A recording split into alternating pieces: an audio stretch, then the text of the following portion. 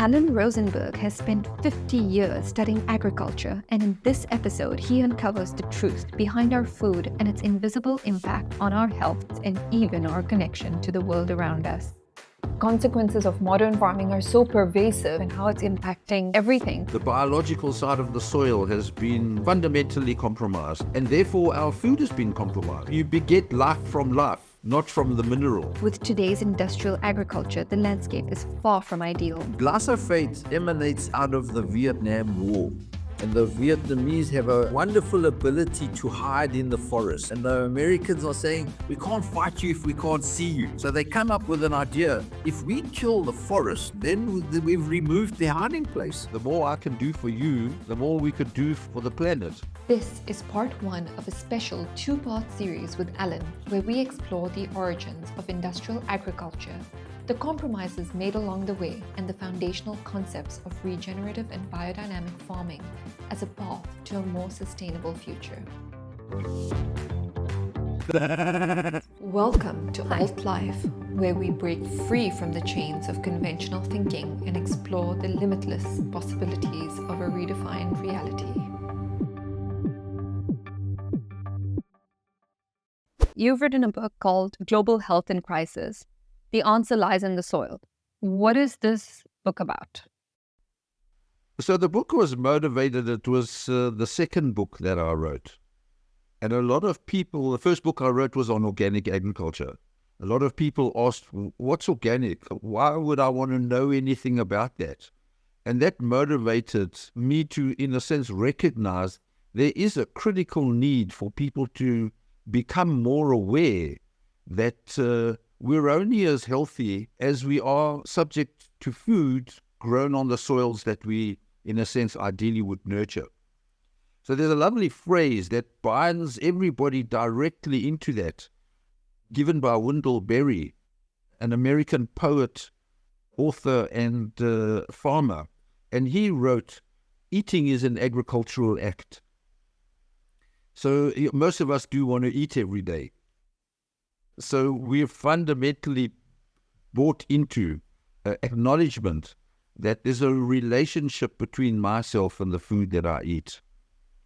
And then the real context is healthy soils, healthy plants, healthy animals, healthy people. So what's wrong with the soil? Like, why do you say that? Why do you say that our global health is in crisis because of the soil? What's wrong with the soil? So that's a big question. Or my answer to it is a big answer. You know, we have to put it in the context of the evolution of agriculture. And we went from that what we called agriculture. We don't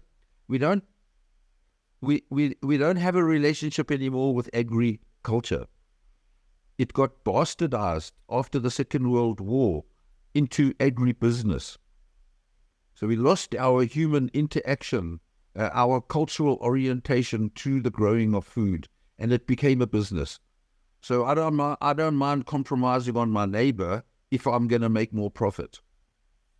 And then it got bastardized even further in the 90s, where we have now agri-power. And there are 5 multinational companies who predominantly own the food sector. They own the seed, they own the pesticides, herbicides, fungicides, nematicides, and they own the fertilizer. So they've pretty much captured globally this agricultural sector. And it was through this evolution that our orientation to the soil changed. We also, as a species, went through a mindset shift where we went from relating things, we went from relating to things as an organism, we now relate to them as a machine. And the soil's function was minimal. It was there to hold the plant upright, and we gave all the fertilizer, or we give all the fertilizer to the plant to enable it to grow. The biological side of the soil has been fundamentally compromised. The life aspect of the soil has been compromised. And therefore our food has been compromised. Because you beget life from life, not from the mineral. So what do you mean when you say that the life aspect of the soil has been compromised? Can you explain that? What happened? What happened to the soil? It literally does. Literally does. And again, part of the whole context is that we function within the four kingdoms of nature. And nature has a physical kingdom, mineral, there's a shape, there's a form, there's a structure, but there's no life in it, that physical matter. And then the physical matter gets lifted into life, and it's represented by the plant kingdom. There's a shape, there's a form, there's a structure, and within that shape, form, structure, there's an acknowledged element called life. Then it gets lifted even further, and it's shape, form, structure, life.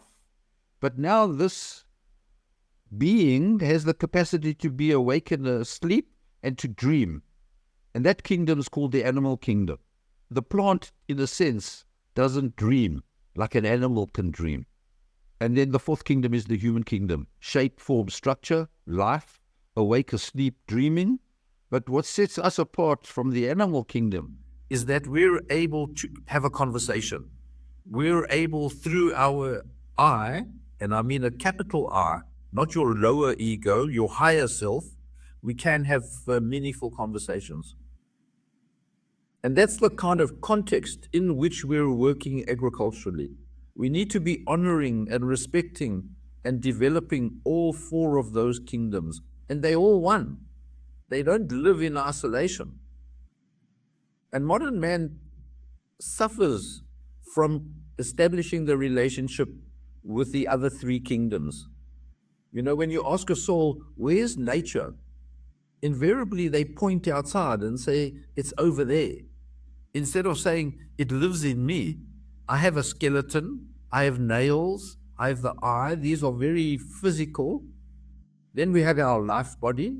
So when we pass over to the other side, it's your life body that leaves your physical body. And then you're considered to be dead. And we have this awake, asleep, dreamlike quality. And we have our ego. So what you're saying is that because we are killing the soil, our global health is in crisis.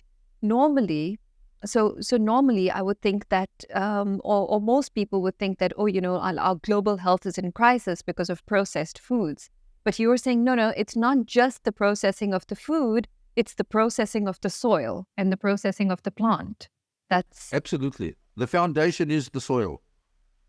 We make it worse by growing compromised food in compromised soils, and then we take it a step further and do all the processing, the value adding, and those additives that we add to the food. Those are, we've become again it's another expression of our materialistic viewpoint. We don't want to stand in the kitchen and peel vegetables. Old world stuff. Let me just go to the supermarket, buy a ready-made meal, put it in the microwave, kill it even more dead. That's the way that we've been currently brought up to. Why is the soil compromised and why is the food compromised?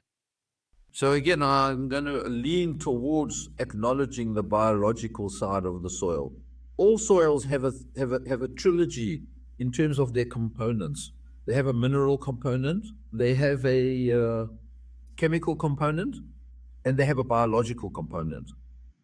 And it's the biological component that, in a sense, is the gel between the chemical and the mineral. So if you're taking out that biological side, you're landing up with minerals and chemicals. No life.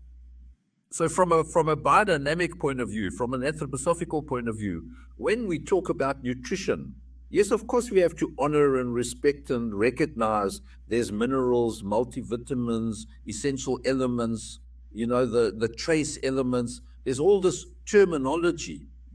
But essentially what we're doing when we eat is we're eating the forces that were emanated out of the cosmos into the manifestation of what we're eating. A carrot, a beetroot, a lettuce, whatever it might be. Those, what we call vegetables or fruits, they have the capacity to capture those living forces that emanated out of the cosmos. They do that to their best ability when they're in a living environment. They're very compromised when they're growing in a soilless situation. And the mechanism through which that happens, the way I understand it, is through microorganisms. Is that correct? That's the key. That's the one thing that very few of us are even aware of. This absolute dependence on processes that are realized, manifest, and attributed to microorganisms, microbiology. They're the real players in the world. Okay, yeah. So can you give us like some examples of what the role of what some of, well, I know that there's possibly trillions, but give us examples of the role that microorganisms play in our food, in the context of soil in food. So you were mentioning trillions. You know, when we passed through our education system, invariably we were all told about cells and how many cells there are. There's like Google amounts of cells, but we're 10 times more microbial than cellular. The average adult holds about 1.5 kilos of microbes in their gut. Those are little creatures that you can't even see. They're too small to, in a teaspoon, there are 10 billion of them in a teaspoon of healthy soil. So we're going beyond numbers here. We're leaning towards acknowledging the world of the supersensible. It's outside of our physical senses. That's what's happening with the microbes. So my professor back in 82, when I was doing the biodynamic agriculture, he said we've got two teachers. One is the forest and one is your body. So if you've got a question, ask the forest or ask your body. So I'm going to utilize your question and say, what happens in the forest from a microbial point of view? How do they influence that activity? So typically spring comes along, there's new buds, there's new leaf, the leaves mature, photosynthesis, those life processes happen. Comes autumn, comes winter, those leaves fall to the floor of the forest. Then they're subject to the influence of microbes. And those microbes decompose, humify, and mineralize to enable those leaves to feed the next generation of leaves. And so those life processes are a continuum, and their expression is shrouded in the world of microbiology. If you ask yourself, how in my own body are those microbes active? Case in point, I had an apple for breakfast. So my digestion started visually. It then gets first steps when I'm masticating in my mouth with the saliva, goes to the stomach, goes through towards my gut. And in my gut are these microbes, and they then assimilate that apple into my body. That's a huge influence. I don't have apples running around here. I have those life forces that were trapped in that apple, plus all those vitamins, essential elements. So that's the influence the microbes play in our life. So what you're saying is that the microbes convert the food into a form that our body can use. Yeah. And that's one of their functions, because the way that I understand it is that there's a lot of other functions as well. Properly. I want to ask you about something. While I was doing my research for for our conversation, I was actually learning about how that microbes play a very similar role in the soil. So they convert minerals from the soil into a form that the plants can take up. So is it that, and what I understand now from modern agriculture is that with the use of genetically modified seed and the pesticides and the herbicides, it's actually killing off these microbes in the soil. Yeah. But that's why we went. Sorry, that did it? Yeah. So I have a question there. But then when you look at food that is grown with conventionally, it often looks brighter, bigger. Like you see strawberries, they're massive. Why is that happening? if the food is able to take up less from the soil? So why are they growing like that? So they're, in a sense, pumping nutrients into the plant.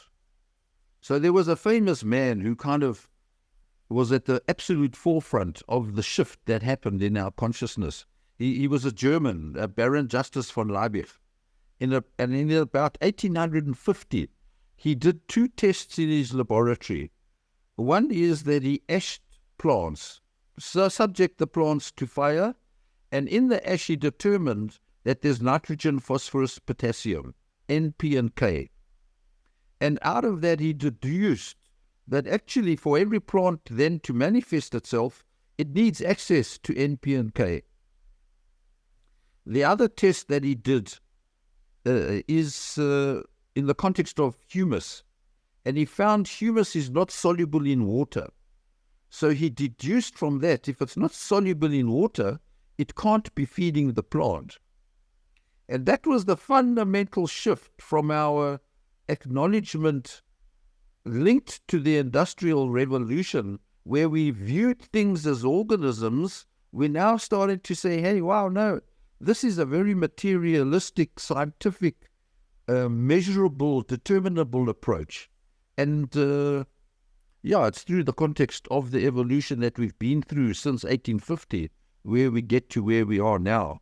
So predominantly, to try directly to answer your question, if we're adding in the NPs and Ks to the chemical and mineral component of the soil through a water medium, the plant has no choice. It's going to assimilate those NPs and K, and it blows them up like this. Look what's happening to modern man, how subject we are to obesity. We're being blown up by those, in a sense, by the lack of nutrients. But it's the detail in modern food that's doing it to us. So on the one hand, you're saying the plant has this easy access to nutrients through the NPK fertilizer additives. Yeah. And then in conventional agriculture, yet you're saying it's nutrient deficient. What's happening there? How is it nutrient deficient if you're putting in all these nutrients? Yeah, so it's the quality of the life force.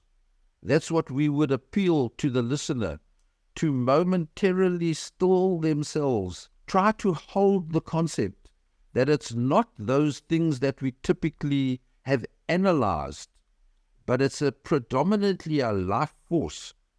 And we each and all know that. When we look into Mother Nature, we see, wow, that plant really looks healthy. What makes it look healthy? It's those life forces that it's enshrouded into its material form. Sometimes you go into a room, or you're in a crowd in a room, and somebody walks in and everybody looks or is drawn to that soul because there's something emanating from him or her, something that has an energy that we fundamentally recognize. That's a life force. In terms of like nutrient value, like can this life force be seen in terms of the food's effect on a person's body? Do you have any? Absolutely. Yeah. Okay. So there have been studies where they've exposed even several thousand people to a change in their diet from a so-called conventional, average, ordinary to an organic diet. It becomes determinable from a scientific point of view that it evokes a change. You know, even your immune system is fundamentally housed in your gut, and it's dependent on the health, the biodiversity of your microbial content in your gut. The healthier you are, the stronger your immune system.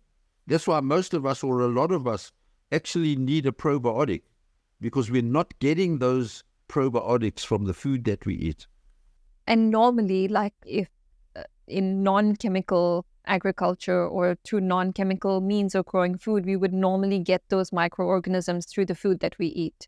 But now, because of this, the herbicides, pesticides, glyphosate, I think is one that's been talked about quite a lot. We're not getting that anymore. On that topic, can you tell us a bit about glyphosate? Like, what is it, and what does it do to the soil, and what does it do to a person? So I need to make your audience aware. I'm not a microbiologist and I'm not a scientist. So the information that they get from me is based on my experience. Glyphosate emanates out of the Vietnam War. So there's a picture that the Americans are attacking the Vietnamese, and the Vietnamese have a wonderful ability to hide in the forest. And the Americans are saying, we can't fight you if we can't see you. So they come up with an idea, if we kill the forest, then we've removed their hiding place. And they came up with what's called glyphosate. And they sprayed it. Agent Orange it was called. And they sprayed it onto the forests, found all these Vietnamese and did what they did. And then, of course, you see, we have to remind ourselves that we're in the hands of those multinationals who own the food sector. They then said, what can we do with this glyphosate, this Agent Orange? Let's sell it to the farmer. And he can spray it onto his weeds. The problem is that it kills everything. So they said, no, that's fine. We'll ask our scientists and we'll come up with a genetically modified organism that has a resistance to the glyphosate. So I grow my field of corn. I then, of course, the weeds now start to become manifest. I spray with my glyphosate. It kills every weed, every plant, but it leaves my corn. You don't have to be even too bright to acknowledge there's something iffy about this. I'm now eating, if I'm eating corn, a plant that's been genetically modified to withhold the impact of something as a herbicide, and I'm going to be nourished by it. Doesn't happen like that. And then on top of that, we're eating the plant that's been sprayed by this herbicide that kills everything. And it's definitely having some effect on our gut. I've read a lot of accounts of glyphosate being linked to leaky gut. And that's actually what's contributing to gluten intolerance. Like there's a lot of people that are becoming more and more gluten intolerant. And it's been linked to this use of glyphosate. Before we go into, when I contacted you, I actually was very fascinated by biodynamic agriculture. And I'll tell you like a little story about how I came across it. So I went to the Origins market and I met Wendy there. And Wendy is from the Biodynamic Association in South Africa. And Wendy was doing like a little taste test between biodynamic produce, conventionally grown, and organic produce. So I actually passed the taste test on all because I could tell the difference between conventionally grown, biodynamic, and organic. But what really stood out to me was that the biodynamic produce, like the lettuce and even the milk, actually, she made me try milk as well. It didn't look as perfect, but it tasted the best, actually. It tasted the best. And then I started ordering from, and then I was like, what is this biodynamic? I'd like heard Cheryl from the market once say, oh, it's actually, it's not just organic, it's better than organic because they also interact with the cosmos and they plant according to lunar cycles. And this like really piqued my interest. I was like, oh, this is so interesting. And that's how I started. And then I started ordering from Wendy, so I eat a lot of biodynamic produce. And I started like studying it. And I was like, wow, this is actually really cool, the way it respects. Well, when I say studying it, I just looked into it, looked into what it's about. But what was really cool about it is I read that in biodynamic agriculture, the farmers grind up some rock, like some crystals, mix it up in water, spray it in the air. And then I was like reading separately about effective microorganisms, the probiotic that you sent me. And then I was like reading about this photosynthetic bacteria, and I was like, oh my God, that makes so much sense. So when you're like using the crystals to spray it in the air, the sunlight passes through it, through these little microcrystals or nanocrystals that you've ground up into a powder. And that's possibly one of the mechanisms, could be that it's possibly activating photosynthetic bacteria in the soil. So this was like, of course, quite interesting to me. And then as I started looking more into agriculture, I realized that actually there's a lot of different philosophies, and you seem to have studied a lot of, well, at least the major ones. I'm sure there's many other. But before we get into that agriculture, can you just tell us what is, like, people are talking about regenerative farming, regenerative agriculture. What is it like? And why is it important, not just for farmers, but for everyone, like for the average person that's eating and living? So the regenerative is a almost a bolt-on, an addition to conventional organic, where they realized the organic aspects could be developed further into a regenerative form or expression, and it would open the door for more people to buy into the conversion towards a regenerative approach to the agriculture. I'm going to start off with the origin of the biodynamic agriculture, because it started at a point where we're once again find ourselves. A whole bunch of farmers are appealing for an understanding of why are their farms not as fertile as they used to be. That's what happened to the 22 farmers who approached Dr. Rudolf Steiner. They posed the question, why are our animals not so fertile anymore? Why are our fields not so fertile anymore? Why are our seeds not so viable anymore? And Dr. Steiner gave his series of lectures from an anthroposophical side as an interpretation as to why and how these conditions would arise. And then he said to the farmers, go out and form an experimental circle and put into practice that information that I'm giving you. And it's on the basis of that you will determine whether or not there's any reality in what I'm saying. He was saying, don't just use the quote, Herr Doktor hast gesagt, the doctor has spoken. Go and prove these things for yourself. And we're celebrating now 100 years of biodynamic agriculture. It was the first scientific approach to an organic form. As we've evolved over these 100 years, there's men and women and organizations who are saying, we're missing out here. We've got a chance to capture the market if we brand ourselves differently. And so there are a number of different approaches to what's called agriculture. Predominantly, they're all similar. There's an agronomic aspect to it, the ploughing and the planting. And even through that, we've evolved out of that from a regen side. We're saying even the ploughing is not a good idea. We could frame it under the banner no-till. Essentially, all these different brands are expressing something that I like to shroud in what's known as an indigenous knowledge concept. It's called the seventh generation principle. In other words, if I do something as an intervention into Mother Nature, will this not only benefit me, but will it benefit up to 7 generations downstream? If yes, go ahead and do it. If no, then don't do it, even for yourself. So, in the context of an agriculturalist or even an urban person living who's got a small little garden outside, if you want to cut down a tree, ask your question, are you doing that selfishly, or is that going to suit the 7th generation? If yes, it suits them, cut it down. You might plant another one or another 2. But it's the fundamental need of having this consciousness that we are all in a collective evolution. And this generational consequence is critical to what we do.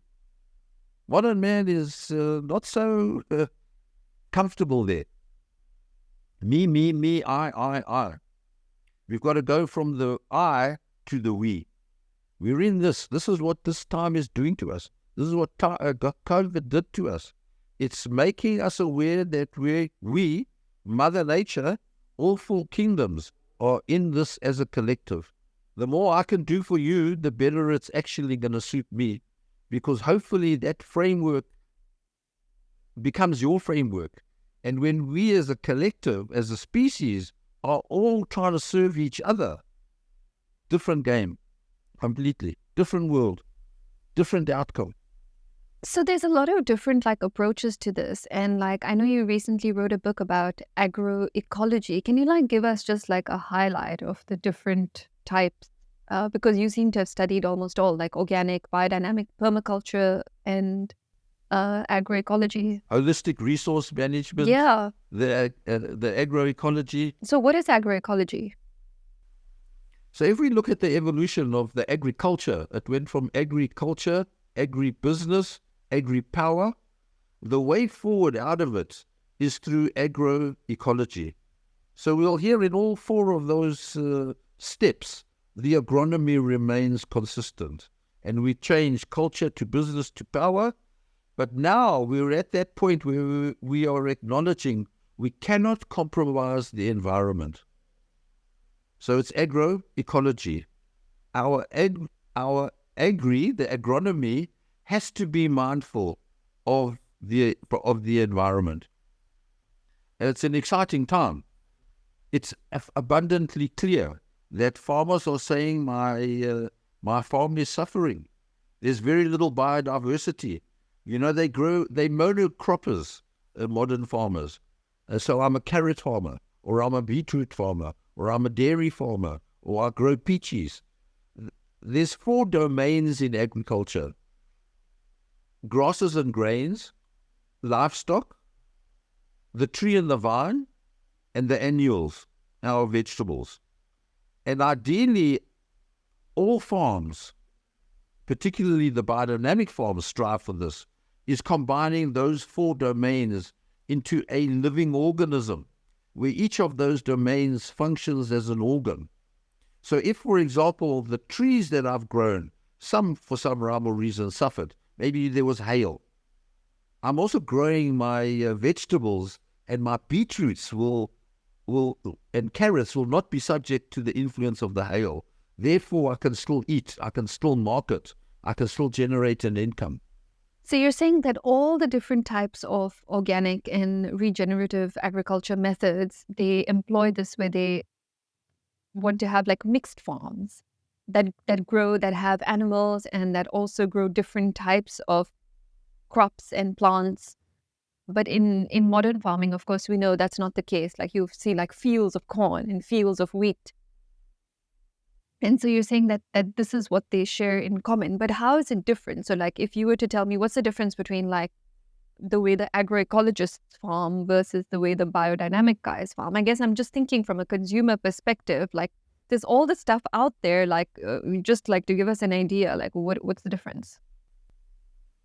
So there are these different approaches, and I like to call them brands. You never know, why does somebody align with a particular brand? Why did I choose Ray-Ban and you chose, I don't know, is it Prada? Yeah. Because somehow that brand speaks to you. So every soul is at a specific point in time with his or her consciousness, and they then align with a particular brand that allows that expression of consciousness to be realized into matter. We're all evolving out of whatever brand it is into a common 7th generation principled approach. The Rolls Royce of agriculture is biodynamic. I think there's very little doubt. You can't, in a sense, I as yet have never found something that has said, the biodynamics is a bit iffy, I'm going to follow that brand. Because biodynamics was never a brand. It was a mode of approach. And biodynamic is put in the context of bio for life, and dynamic is consistent change. So the biodynamic of that 100-year ago period is relatively similar, but it's manifest in a changing time. How did we come to this? Because clearly somebody thought that this is a better way of doing it. This is a more efficient way of farming. And given that you studied agriculture so deeply and have so much experience there, just tell us, like, how did we get to that? We got there through what we described in the evolution of agriculture. We went from agriculture to agribusiness. And it's way easier to just grow carrots than it is to have carrots and beetroots and spinach and onions, and then the animals, and then the trees, and then the vines, and then the grains and the grasses. Complex. So, yeah, if I can manage to get a skill in a particular one of those, then, my chances of financial success, I compromise on my environmental success, and invariably I don't have much social success. So, yeah, it might be prudent to put it in the context of the threefold social order, where we've got a threefoldness that, in a sense, is separated into the following three entities. The first one is the free spiritual life. No one really has a right to tell me what to believe and how to believe in terms of my origin and my relationship with those principal forces that emanate out of the cosmos. The second one is in the social sphere, under the banner of what's called the sphere of rights, often determined under the term our political right. Because politics essentially is saying to us, we have the right to choose. So I want to take the concept of political out of, or party out of the political domain. Not about the party, it's about having the choice to afford a particular lifestyle. And the last one is the economic realm. And that's where the brotherhood of man is expressed, ideally. Like I was saying earlier, the more I can do for you, the more you could do for me, the more we could do for our neighbor, the more as a collective we can do for the village, the more we could do for our locality, for our province, for our country, for the planet. So it's all a bit of a mindset shift that fundamentally we all need to take. I was exposed, if I can, to share the story of the allegory of Plato's cave. Allegory is another way of saying a story. So Plato, over 2,000 years ago, he's a philosopher, a scientist. He looks into the world and he kind of has a question, why do we behave like we do? And he gave us a 7-page little story. And he expresses the story where we're all living in a cave, bound to a wall, and looking at the cave wall. Behind us is a fire, and on that wall there are entities which are showing us what they want us to see as the world. So there's a picture of a tree. The light of the fire shines onto the tree and it's manifest as a shadow on the wall. We look at the shadow and we say, let's name all these things in the world. That's a tree, that's an insect, that's a car, that's everything that we try to name. Who are these chaps who are behind us showing us all these things? It's the system. It's your schooling system, your education, your universities, your media, your ministries from churches. It's those corporations in this day and age, radio, all of these manipulators of what they want us to perceive as reality. One guy breaks out of the cave, goes past the fire, goes out into the light. And the light is represented of the realm of pure idea, the shift in consciousness. And the guy there, by the time he's adjusted his eyes, he's, wow, this is the real world. And he goes back down to his partners, colleagues, species in the cave and says, wow, I've been out there, I've seen what there is. These guys are manipulating us. And they all say, forget it, China. It's not like that. Why would they want to do that to us? They're only here serving our best interest. And they then want to attack that guy who's trying to enable the shift in consciousness. And that's where we are today. We're sitting in Plato's cave still. And we've got the media, we've got the governments, we've got the corporations, we've got all these entities, our schooling system. When I was studying with my professor, we were talking about NP and K with fertility. I wanted to put my hand up to say, wow, look how bright I am. I've been trained before. I understand NP and K. They're minerals that feed plants.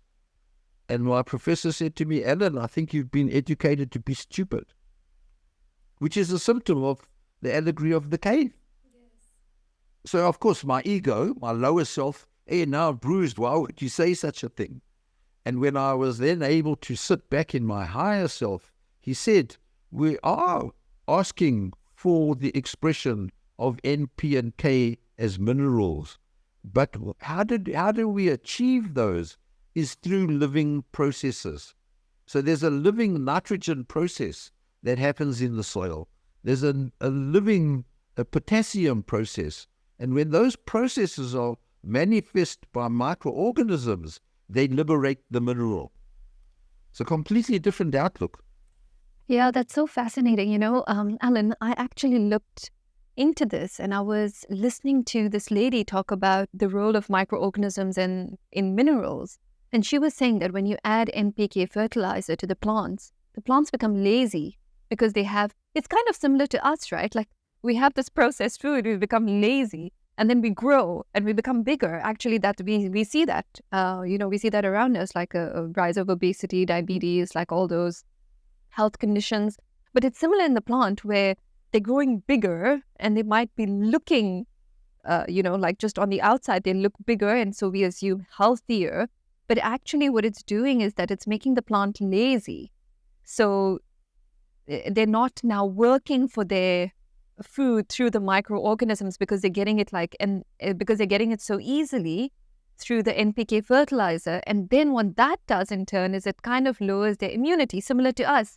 We're not exercising, we're eating processed food, we're getting this nutrition very easily, we're growing bigger, but we also have low resilience and resistance. And it's not just physical resilience and resistance, it's also mental, right? Like we see it in the rise of emotional challenges, mental health issues. So you remind me of a story when Dr. Steiner had gone to the coast in Europe with Dr. Pfeiffer, because Dr. Pfeiffer was entrusted to take biodynamic agriculture to America. And Dr. Pfeiffer asked Steiner, why is it that modern man, and we now have to go back 100 years, why is it that modern man suffers the inability for the following three: your imagination, your inspiration, and your intuition? And Steiner answered him, it's a question of nutrition. So have a look where we are as a species today. Why are we not inspired? Why we don't have an imagination? Where is our intuition? It's been compromised by our nourishment. And that's what the system is doing in the cave to us. Never mind that. We're feeding you all these prefabricated foods. We're making, like you said, life much more easy. So another thing that arose for me when you alluded to what you did in the context of making plants lazy. So when we're pouring, for example, the NP and K into a water medium that would then nourish the plant doesn't out of its own necessity determine, actually, I've got enough nitrogen, I don't need any more. It assimilates that because it's in the water medium. And those NPs and Ks and plant foods that it's assimilating create an imbalance in the amino acids within the plant. And when an insect comes to that plant, there's this absolute abundance of food for it in the form of an amino acid. And so they attack the plant. And then the farmer says, wow, I've got insects attacking my plant. I need more chemicals, more herbicides, not herbicides, more pesticides, insecticides, fungicides. And it's like a vicious circle. So there's a famous French scientist, Chavousou, who came up with a concept of trophobiosis, that a plant is only as healthy as the biology in which it grows. And on a healthy plant, a pest will starve because there's nothing for it to eat. Sorry, can you repeat that again? What is that called? Trophobiosis. Okay, what does that mean? It's this relationship between nutrition, biology, and health.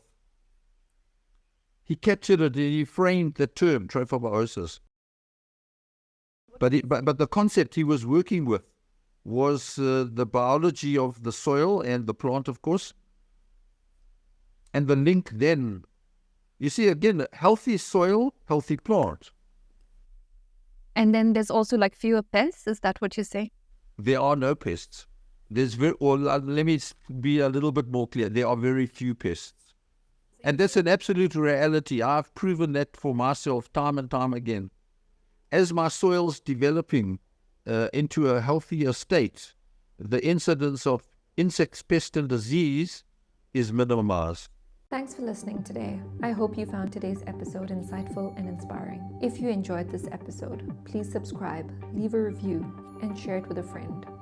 Subscribing helps a new podcast like ours immensely. And until next time, don't be a sheep, keep questioning, stay curious, and never stop exploring the extraordinary. Stay tuned for part 2, where we delve deeper into this topic.